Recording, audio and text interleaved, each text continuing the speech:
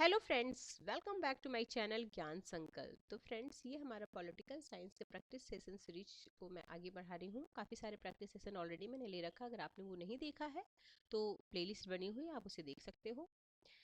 तो फ्रेंड्स, अगर अभी तक आप मेरे चैनल से नहीं जुड़े हैं तो प्लीज़ चैनल को सब्सक्राइब कर लें, और जब सब्सक्राइब करें तो बेल आइकन को भी प्रेस करें, ताकि जब भी मैं वीडियो डालूंगी तो आपको नोटिफिकेशन मिल जाएगा। और मेरे चैनल पे आपको पॉलिटिकल साइंस की क्लासेस ली जाती है, साथ ही साथ हिस्ट्री की भी क्लासेस मैं लेके आती हूँ। आप किसी भी स्टेट से हो, अगर आपका सब्जेक्ट पॉलिटिकल साइंस और हिस्ट्री है तो आपको ये चैनल काफ़ी हेल्प करेगा। काफ़ी सारे स्टेट के मैंने पीवाईक्यू भी टीजीटी पीजीटी के लिए रखे, असिस्टेंट प्रोफेसर के, वो भी प्लेलिस्ट में आप चेक कर सकते हो। साथ ही साथ यूजीसी नेट के प्रीवियस ईयर के क्वेश्चन भी आपको पॉलिटिकल साइंस के मिल जाएंगे। चलो स्टार्ट करते हैं। तो आज के क्लास का फर्स्ट क्वेश्चन है, थ्योरी शब्द ग्रीक शब्द थ्योरिया से आया है, जिसका क्या अभिप्राय है, इसका क्या मतलब है? तो इसका मतलब है सुकेंद्रित मानसिक दृष्टिकोण। Option number B is the right answer. अगला है, इसमें आपको ये टॉपिक वाइज मिलेगा। जैसे इसमें अभी मैं जो कराऊंगी स्टार्टिंग में, वो राजनीतिक सिद्धांत से क्वेश्चन होगा। फिर मैं तो सारे जो सब पार्ट है हमारे पॉलिटिकल साइंस में, जैसे public administration, comparative politics, international politics, सबके क्वेश्चन आपको मिलेंगे। अगला आगे है, राजनीतिक सिद्धांत के अस्वीकरण के लिए निम्नलिखित में कौन संबंध नहीं है? ठीक है, अस्वीकरण के लिए ऑप्शन है पीटर लास्लेट, ऑप्शन बी है डेविड स्टर्न, ऑप्शन सी है जीन ब्लॉन्डे, ऑप्शन डी है अल्फ्रेड कॉपर। तो राइट आंसर इज जीन ब्लॉन्डे। अगला क्वेश्चन है, क्वेश्चन नंबर थर्ड। निम्नलिखित में से किसने कहा कि नकारात्मक स्वतंत्रता सकारात्मक स्वतंत्रता से उच्च होती है? ऑप्शन में है JS Mill, option Isaiah Berlin, option C है टीएच ग्रीन, ऑप्शन डी है अर्नेस्ट वाकर। तो आइजिया बर्लिन इसका राइट आंसर है। नकारात्मक और सकारात्मक स्वतंत्रता से उच्च होती है। ठीक है, आगे चलते हैं। अगला क्वेश्चन है आपका, निम्नलिखित में से कौन सा कथन सत्य है? हम चार कथन पढ़ेंगे, देखेंगे उसमें से कौन सा सत्य है। सामाजिक न्याय समता के सिद्धांत का उल्लंघन करता है। ठीक है, सामाजिक न्याय समता के सिद्धांत का उल्लंघन करता है। सामाजिक न्याय नैतिक तर्क संगतता से प्राप्त होता है। सामाजिक न्याय न्याय का निषेध है। सामाजिक न्याय राजनीतिक कार्य साधन है। तो इसका राइट आंसर है सामाजिक न्याय नैतिक तर्क संगतता से प्राप्त होता है। आगे है आपका अगला क्वेश्चन है, क्वेश्चन नंबर 5। निम्नलिखित में कौन सा माओ के नेतृत्व में सर्वप्रथम जन आंदोलन था? ऑप्शन है सांस्कृतिक क्रांति, ऑप्शन बी है great leap forward, option C है सैकड़ों फूलों को खिलने दो, अनेक विचार संप्रदाय को शामिल होने दो, उपयुक्त सभी। तो इसका है ये सर्वप्रथम उन्होंने ये वाला जन आंदोलन, ये जन आंदोलन था। तो माओ के नेतृत्व में सर्वप्रथम जन आंदोलन सैकड़ों फूलों को खिलने दो, इनके विचार संप्रदाय में शामिल होने दो माओ के अन्य आंदोलन में छलांगे भरकर आगे बढ़ने का महान आंदोलन, लोहे और इस्पात की लड़ाई, सांस्कृतिक क्रांति, ये सब प्रमुख है। ये भी पूछता है सांस्कृतिक क्रांति किनसे जुड़ी हुई है, चार ऑप्शन दे देगा, तो ये भी माओ से जुड़ा हुआ है। लेनिनवाद की खोज किसके द्वारा की गई? तो स्टालिन के द्वारा लेनिनवाद की खोज की गई है। आगे है पद्धति और सिद्धांतवादी और पद्धति। देखो वर्टन फाई हॉल एंड फेजन ईस्टर्न कॉलचेरी। अंतःक्रिया में आने वाले तत्वों का समूह एक पूर्ण जो अनेकों के संयोजन से बनता है। वस्तु का एक समूह तथा वस्तुओं और उनके गुणों के बीच संबंध अंतःक्रिया का समूह। इसका है, देखो पहला का, सॉरी फर्स्ट का ए है ना, एक मिनट में मैच कर देती हूँ।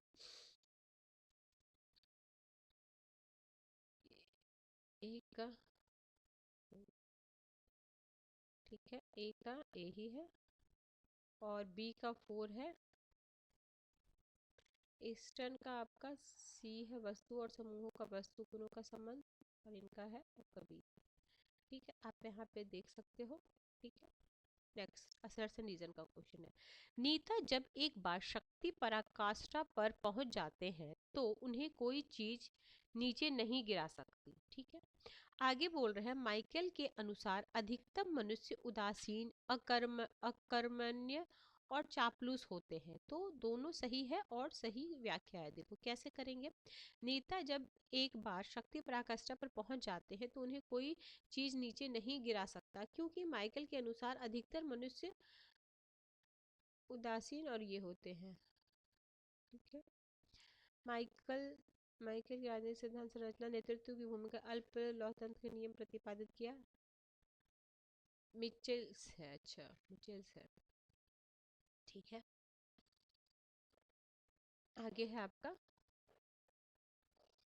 Question number. अब ये क्या है, निम्नलिखित में कौन युग्म सही मेल नहीं रखता। ठीक है, बाकी ये जो थी, अच्छा इसमें ऑप्शन है एक दो, ठीक है, सही मेल नहीं रखते। पेरेटो अभिजन का संचरण, मोस का जन सिद्धांत, माइकल जन साधारण, गैसेट राजनीतिक फार्मूला। तो इसका सही आंसर होगा कौन सही मेल नहीं रखता, सेकंड और फोर्थ, ये वाला और ये वाला। ठीक है, ये जन है नहीं, तो मोस्का का जन सिद्धांत और राजनीतिक फार्मूला यही सही मेल नहीं रखता ना, ये दोनों। अगला, अभिजन सिद्धांत सर्वप्रथम कहाँ आया था। तो अभिजन सिद्धांत सर्वप्रथम सेंट्रल वेस्टर्न यूरोप में आया था। अच्छा, अभिजन शब्द का सर्वप्रथम प्रयोग 1823 ईस्वी में ऑक्सफोर्ड इंग्लिश शब्दकोश में हुआ था। अभिजन शब्द का प्रारंभ सर्वप्रथम सेंट्रल वेस्ट यूरोपियन देशों में हुआ था। निम्नलिखित अब है राजनीतिक दर्शन से। ठीक है, निम्नलिखित में से कौन सा कथन सत्य है। प्लेटो की रिपब्लिक नीति शास्त्र की पुस्तक है। यह कौन सा सत्य पूछा जा रहा है। ठीक है, यह राजनीति की पुस्तक है, यह नीति और राजनीति दोनों की पुस्तक है, तो यही सही होगा। आगे है, निम्नलिखित में कौन सी पुस्तक श्री एम एन रॉय द्वारा नहीं लिखी गई, यानी तीन उनके द्वारा लिखी गई होगी, एक नहीं है। The future of Indian politics, Gandhi nationalism and social, the humanism, national rationality and revolution, ये नहीं है। बाकी ये है, ये पुस्तक एम एन रॉय की नहीं है। आगे चलते हैं। निम्नलिखित में किसने धन की तुलना महिला से की है। तो ये मैकियावेली ने किया था। निम्नलिखित में कौन से एलिनेशन से संबंधित नहीं है। तो ये पॉवर्टी ऑफ फिलॉसफी नहीं है। बाकी ये सब है, पेरिस पांडुलिपि, फेवर शोध और जर्मन आइडियोलॉजी। अगला, सामान्य इच्छा से अभिप्राय है वास्तविक इच्छा। ठीक है, आगे है असर्शन रीजन का क्वेश्चन है। सामाजिक संविदा से संप्रभु सरकार स्थापित की थी। कारण बता रहा है नागरिकों को सभी कानूनों का पालन करने अथवा किसी भी प्रकार की सरकार को स्वीकार करने की पूर्ण बाध्यता। तो 16 का हो जाएगा, ए सही है और आर गलत है। आगे है,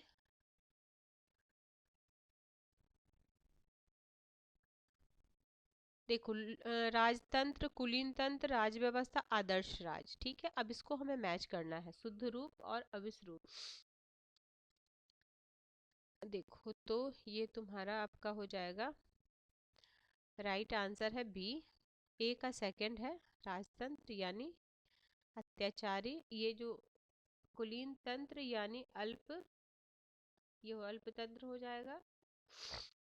राज्य व्यवस्था पॉलिटी लोकतंत्र हो जाएगा, डी का 4 हो जाएगा। ठीक है, अगला, तुलनात्मक राजनीति एवं विश्व के प्रमुख संविधान। आलमंड ने अपने दृष्टिकोण की अधिकतम शब्दावली किससे ली है। तो ये है टेलकॉट पार्सन से ली है। आगे है आपका क्वेश्चन नंबर 19। हम संविधान के अधीन है, पर संविधान वह है जो न्यायाधीशों द्वारा मान्य हो। यह कथन कहाँ के लागू होता है। ऑप्शन में भारत, अमेरिका, स्विट्जरलैंड, ऑस्ट्रेलिया। अब उसमें भी है, तो ये भारत और अमेरिका। ठीक है, ऑप्शन बी। निम्नलिखित में से किसने राजनीतिक दलों के उद्भव को तीन सिद्धांतों के साथ जोड़ा है। राजनीतिक उद्भव को संस्थागत सिद्धांत, ऐतिहासिक संकट सिद्धांत और विकास का सिद्धांत, ला परंपरा और minor winner. Option A is the right answer. निम्नलिखित में से कौन से अभिकथन सत्य नहीं है, सत्य नहीं है पूछा जा रहा है, ठीक है, यानी तीन कथन इसमें से मैच ऐसे करना है। तो इसका है डी, फर्स्ट और थर्ड वाला सही नहीं है, हम पढ़ते हैं। स्विस संघीय अधिकरण को संघीय विधानमंडल द्वारा पारित किसी कानून को असंवैधानिक घोषित करने की शक्ति प्राप्त है, ठीक है, सही नहीं है ना, ये सही नहीं है। और थर्ड वाला क्या है, भारत के संविधान में उसके लागू होने के समय प्रारंभ में यह प्रावधान था कि मंत्रिपरिषद की सलाह राष्ट्रपति के लिए बाध्य होगी, ये सही नहीं है, सही नहीं पूछा जा रहा। आगे चलते हैं, नवंबर 1 और नवंबर 2, 3, 4 की हैसियत की तुलना नहीं की जा सकती है। नंबर 1, 2, 3, ओके, ब्रिटिश प्रधानमंत्री के बारे में यह किसका कथन था, अच्छा रुको जाओ, नंबर 1 और नंबर 2, 3, 4 की हैसियत की तुलना नहीं की जा सकती है, ये विंस्टन चर्चिल का था, ठीक है। ये सब देखो कथन ध्यान रखना कि किसका क्या है, ये आपको ना क्वेश्चन जितना एमसीक्यू करोगे ना उसी से आएगा। देखो थ्योरेटिकल पार्ट को उसको मतलब जैसे सब्जेक्ट को और थ्योरी को समझने के लिए तो हमें डीप स्टडी करनी ही होगी जो भी पार्ट है उसका, लेकिन जो ये सब टाइप के क्वेश्चन आ जाते हैं ना, कौन क्या कहा किसको, तो ये सब आप ज़्यादा से ज़्यादा जितना आप क्वेश्चन करोगे तभी आप कर सकते हो, ठीक है। आगे चलते हैं, निम्नलिखित में से किस देश को प्राप्त है दोहरी नागरिकता, राष्ट्रीय नागरिकता और राज्य नागरिकता, तो ये है आपका स्विट्जरलैंड, यूएसए, ठीक है। निम्नलिखित में कौन से अभिकथन असत्य हैं, असत्य पूछा जा रहा है, तो असत्य कथन है आपका 1, 2 और 3। देखते हैं, फोर्थ कथन, अमेरिका में अवशिष्ट शक्तियां राज्यों में भी होती है, ये तो सही है, ठीक है, तो हमें 4 को तो एलिमिनेट कर ही देना चाहिए था क्योंकि सही है ये। हमारे यहाँ जो अवशिष्ट शक्तियां हैं वो केंद्र को प्राप्त है और अमेरिका में जो अवशिष्ट शक्तियां वो राज्यों को प्राप्त है। ये भी कभी होता ना कि अमेरिका और भारत में क्या सिमिलर है क्या सिमिलर नहीं है, उसमें भी ये वाला ऑप्शन आता है, ठीक है। तो ये तो हम अगर एलिमिनेट कर दें तो बाकी आपको नहीं भी आता होगा तब भी आप इस आंसर को कर सकते थे, ठीक है। नेक्स्ट क्वेश्चन पे चलते, कभी कभी आपको ऐसे स्मार्ट वर्क करना पड़ेगा क्वेश्चन से डील करने के लिए, हो सकता है सब कुछ आपको नहीं आएगा लेकिन आपको एलिमिनेशन मेथड, और एलिमिनेशन मेथड कैसे डेवलप होता है, जितना ज़्यादा से ज़्यादा आप एमसीक्यू लगाओगे खुद सॉल्व करोगे उस उतना ज़्यादा आप में ये क्षमता विकसित होगी। क्यों बोलते हैं मल्टीपल टाइम रिवीजन करने के लिए, रिवीजन करने से यही होता है कि हमें ना जो आता है वो तो हम कर ही लेते हैं लेकिन जो नहीं आता उसको भी हम क्वेश्चन को डील उसको एलिमिनेट करके उसको डील कर सकते हैं, क्योंकि 4 ऑप्शन में आपको खुद ही लगेगा कि नहीं ये तो नहीं हो सकता, 2 में कभी कभी कंफ्यूजन होता है तो फिर उसको भी एलिमिनेट करके आप सही कर सकते हो। मतलब 100% तो वो आंसर सही नहीं होता बट 80 से 90% तक आपको वो क्वेश्चन भी सही हो जाएगा। भारतीय संविधान की प्रस्तावना में उदारता, समानता तथा भाईचारे के आदर्श प्रतिष्ठापित है, इसकी प्रेरणा मुख्यतः किससे मिलती है, तो ये फ्रांसीसी क्रांति से मिलती है, ठीक है। आगे है, अब है राजनीतिक अवधारणा, निम्नलिखित में से किसने राजनीतिक व्यवस्था फॉलो मॉडल प्रस्तुत किया था, तो ये डेविड स्टर्न ने किया था, वो इनकी बुक भी याद रखें, इंटर पॉलिटिकल सिस्टम, ठीक है। आगे है, निम्नलिखित में किसने राजनीतिक व्यवस्था में समानता क्षमता के सिद्धांत के बीच समतुल्य को अधिक महत्व दिया, तो फ्रेडरिक डिक्स ने दिया था। निम्नलिखित में कौन राजनीतिक विकास के अध्ययन के लिए संकल्प और क्षमता, विल एंड कैपेसिटी शब्द से संबंधित है, हल पर्न्स, ठीक है। निम्नलिखित में किसने संस्कृतियों को सभ्यताओं के साथ जोड़ा, संस्कृतियों को सभ्यताओं के साथ जोड़ा है, तो हंटिंगटन, क्लास ऑफ सिविलाइजेशन इनकी फेमस बुक है। अगला है, भारत के राष्ट्रपति के पद के लिए भारतीय संविधान से संबंधित और इंडियन कॉन्स्टिट्यूशन को मैं यूथ पब्लिकेशन के एग्जाम पॉइंटर से कंप्लीट रिवीजन की सीरीज लाई थी, वो काफ़ी सारे मैंने करा दिए, कुछ ही पार्ट मेरे बचे हुए हैं वो भी मैं करा दूंगी जब टाइम मिलेगा, तो उसको आप फॉलो कर सकते हो, काफ़ी अच्छे से मैंने वन लाइनर फॉर्म में बताया है, जैसे आपका बहुत कम टाइम में आपका रिवीजन हो जाएगा। प्ले लिस्ट बनी हुई है, आप देख सकते हो उसे। भारत के राष्ट्रपति के पद के लिए प्रत्याशियों का नाम कौन प्रस्तावित करता है, तो ये निर्वाचक कॉलेज के कोई भी 50 सदस्य। 30 हो गया, आगे चलते हैं। भारतीय निम्नलिखित में कौन अनुच्छेद भारत के मूल संविधान का अंश नहीं है, ठीक है, तो ये हो जाएगा डी सेकंड, ये बाद में जोड़ा गया था, मौलिक कर्तव्य 42वें संवैधानिक संशोधन, और ये 300 यानी थर्ड और सॉरी सेकंड और फोर्थ, तो यानी डी आंसर, ठीक है। ये भारत के मूल संविधान का असली, क्योंकि अनुच्छेद इतना, ठीक है, 42वें संविधान है और इतना 44वें संविधान संशोधन द्वारा जोड़ा गया था जो, ठीक है। अगला चलते हैं, भारत के निम्नलिखित पूर्व राष्ट्रपति में से किसने भारतीय डाक संशोधन बिल को लंबित किया था? इस पॉकेट वीटो सबसे उन्होंने यूज किया था, कौन? ज्ञानी जेल सिंह ने पॉकेट वीटो। इसका कार्यकाल था 82 से 87। जैसे अब इसमें जैसे नहीं राष्ट्रपति को क्रम में सजाने को, तो मतलब जो जो मेन मेन कभी कुछ पैसा किए उनको भी आ जाता, तो अब राष्ट्रपति को क्रम में सजाने के लिए तो ऐसे आई थिंक ये तो आपको सारे राष्ट्रपति का टाइम और कितने कितने टाइम तक रहे वो आपको पता होनी चाहिए, पॉलिटिकल साइंस के स्टूडेंट हो तो जितने भी है ना उनको मैंने शॉर्ट्स के थ्रू डाल रखा है हमारे जो राष्ट्रपति हैं, क्योंकि वो क्वेश्चन आपको लगता है ऐसे है तो इजी क्वेश्चन, क्योंकि वो हमें मतलब 3-4 बार आप देखोगे तो याद हो जाएगा। स्टार्टिंग वाला 3-4 याद ही होगा, मतलब बहुत ज़्यादा तो है नहीं, तो आप करने में मुश्किल नहीं होगी, और वो आता है एग्जाम में उनको क्रम में सजाने के लिए। तो देखो, आप जब पढ़ते हो ना तो कुछ कुछ पार्ट को कई बार आप पढ़ो, ताकि ना जो क्रम वाले आजकल बहुत ज़्यादा ये वाले क्वेश्चन आने लगे यूजीसी नेट में भी, इवन जो काल क्रमानुसार सजाने वाले, तो मैंने बहुत सारे ऐसे फैक्ट जो है मैं शॉर्ट्स के थ्रू भी डाल देती हूँ, ताकि आप कई बार उसे देखो और आपको याद हो जाए, क्योंकि लंबी वीडियो देखने का तो हमेशा टाइम नहीं रहता कि आप लंबी वीडियो देखो, तो मैंने शॉर्ट्स के थ्रू ही उसको डाल रखा है। आप फिर वो आप देख लोगे तो आपको याद हो जाएगा, जैसे राष्ट्रपति, वित्त मंत्री वाला डाल रखा, उपराष्ट्रपति, प्रधानमंत्री, बहुत सारे आर्टिकल, जैसे पंचायत का आर्टिकल, ये सब कई सारे मैंने डाल रखे हैं। भारत में संविधान कौन सा अनुच्छेद प्रबंध में विधान के माध्यम से कर्मचारियों की प्रतिभागिता सुनिश्चित करता है? तो 43A। आगे है, निम्नलिखित में से किसने अनुच्छेद 356 को सुरक्षा कपाट कहा? बहुत ही इंपॉर्टेंट क्वेश्चन है। सुरक्षा कपाट किसने कहा है था? ये अंबेडकर ने कहा था। केंद्रीय सतर्कता आयोग किसकी सिफारिश पे स्थापित हुई थी? तो ये संथानम कमेटी 64 में, 1964 में। सीवीसी, केंद्रीय सतर्कता आयोग। भारतीय शासन और प्रमुख मुद्दे, किसने कहा कि सभी की सांप्रदायिकता हानिकारक है? अल्पसंख्यक सांप्रदायिकता का तर्क पृथकता है और बहुसंख्यक सांप्रदायिकता अंततः क्या है, फासिज्म में फलीभूत होती है। तो ये बोले थे बिपिन चंद्र। एक बार मैं फिर से बोलती हूँ इसको, देखो, सभी की सांप्रदायिकता हानिकारक है, अल्पसंख्यक सांप्रदायिकता का तर्क पृथकता है और बहुसंख्यक सांप्रदायिकता अंततः फासिज्म में फलीभूत होती है। तो बिपिन चंद्र ने कहा था। डेमोक्रेसी एंड डिसकंटेंट पुस्तक के लेखक कौन है? तो अतुल कोहली है। ये बुक भी कई बार आपको मैच द फॉलोइंग में भी मिल जाएगा, अतुल कोहली की है, डेमोक्रेसी एंड डिसकंटेंट। आगे है, भारत में विपन्न राजतंत्र के उभर पर किसने बल दिया था? तो ये मॉरिस जोन्स ने दिया था।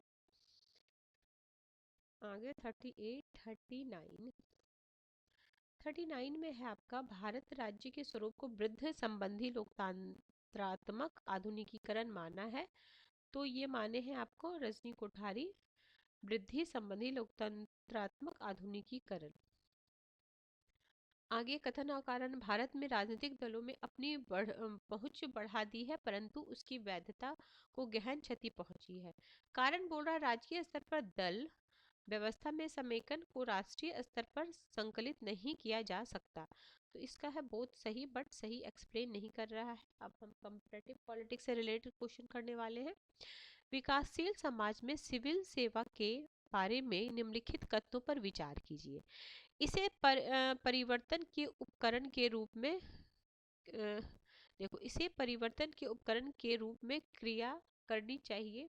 सामाजिक समता के लिए इसका सरोकार होना चाहिए। निहित स्वार्थों के लिए इसका सर्वनिष्ठ सरोकार होना चाहिए। इसे राजनीतिक रूप से तटस्थ होना चाहिए। तो इसका 1, 2 और 4 है, ये नहीं होगा। ठीक है, अगला क्वेश्चन पे अगले चलते हैं। हमें मैच करना, ध्यान देने का विस्तार, श्रेणी, प्रक्रिया, मानवीय संबंध, प्रकारात्मक फॉर्मेंसी। तो मानवीय आपको सबको पता होगा, एल्टन में हो, तो हमें सी में 4 लगाना है। ठीक है, तो सी में 4 किस में है? सी में 4 आपका 2 में है, बी और सी। तो आप ये दोनों को एलिमिनेट कर दोगे, ए और डी तो होगा ही नहीं। ठीक है, आगे चलते हैं। ये तो 4 हो गया। अब ध्यान देने और विस्तार वाला हो जाएगा, ये है आपका टेलर का, ठीक है। नहीं, डी का हो, ये बी है ना आंसर, ये हो जाएगा ना। डी में होगा सेकंड ना, ठीक है, डी में सेकंड हो जाएगा। और ए में होगा आपका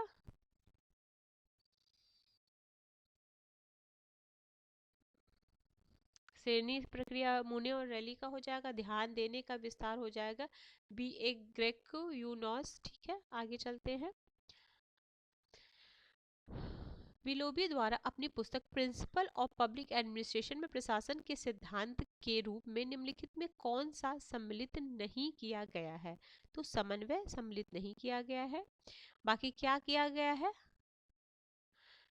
सामान्य उपकरण प्रशासन, व्यक्तिगत प्रशासन, वित्त। देखो, विलोबी की पुस्तक प्रिंसिपल ऑफ एडमिनिस्ट्रेशन में प्रशासन के सिद्धांत के निम्न बातों को शामिल किया गया है।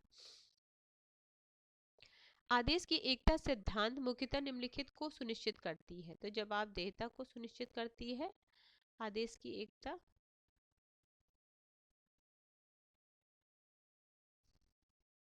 आगे 45, टेलर के वैज्ञानिक प्रबंध की प्रमुख विशेषता निम्नलिखित में से कौन सी नहीं है?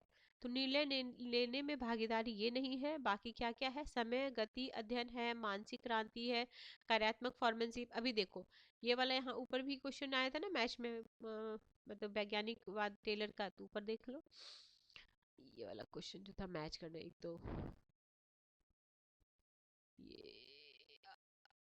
ये ना अभी तो किए थे, गया ये, देखो, ठीक है, टेलर का था।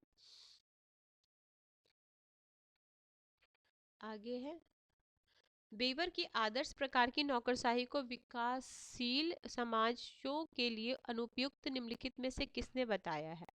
तो ये बताए हैं फेडरिक रिक्स ने बताया है। भारतीय संसद की आश्वासन समिति उपकरण है, तो ये है वैधानिक नियंत्रण, ऑप्शन डी। आगे, हर्बर्ट साइमन के अनुसार यदि कोई निर्णय व्यक्तिगत उद्देश्य की ओर निर्दिष्ट हो तो वो होता है व्यक्तिगत रूप से संगत, ऑप्शन बी। आगे, लाइन और स्टाफ के कार्य में अंतर करने का सर्वाधिक तार्किक मानदंड क्या है? तो इसका सर्वाधिक कार्यात्मक संबंध। आज के क्लास का लास्ट क्वेश्चन है, क्वेश्चन नंबर 50।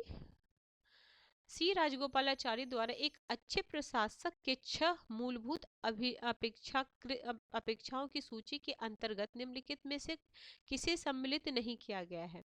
तो आचार, मामलों के आंकड़े का सामर्थ्य, तकनीकी मामलों की विशेषज्ञता, निर्णय लेने की स्थिरता। तो सी नहीं शामिल किया गया। और क्या 6 शामिल किया गया, ये ध्यान देख लो। देखो, आचार है, मामलों के आंकने का सामर्थ्य है, निर्णय लेने में स्थिरता है, ठीक है। अच्छा, यही दिया, बाकी नहीं दिया, ठीक है। चलो ठीक है फ्रेंड्स, अगर किसी वजह से ये चैनल आपको हेल्प कर रहा है तो जरूर चैनल को सब्सक्राइब कर ले। और जब सब्सक्राइब करें तो बेल आइकन को भी प्रेस करें, ताकि जब भी मैं वीडियो डालूंगी तो आपको नोटिफिकेशन मिल जाएगा। और हो सके तो ज़्यादा से ज़्यादा शेयर भी करें अपने फ्रेंड्स फैमिली, जो भी प्रिपरेशन करने वाले ग्रुप होंगे आपके, उसमें ज़रूर मेरे चैनल को शेयर करें। तो मिलते हैं हम नेक्स्ट वीडियो में, टिल देन बाय बाय।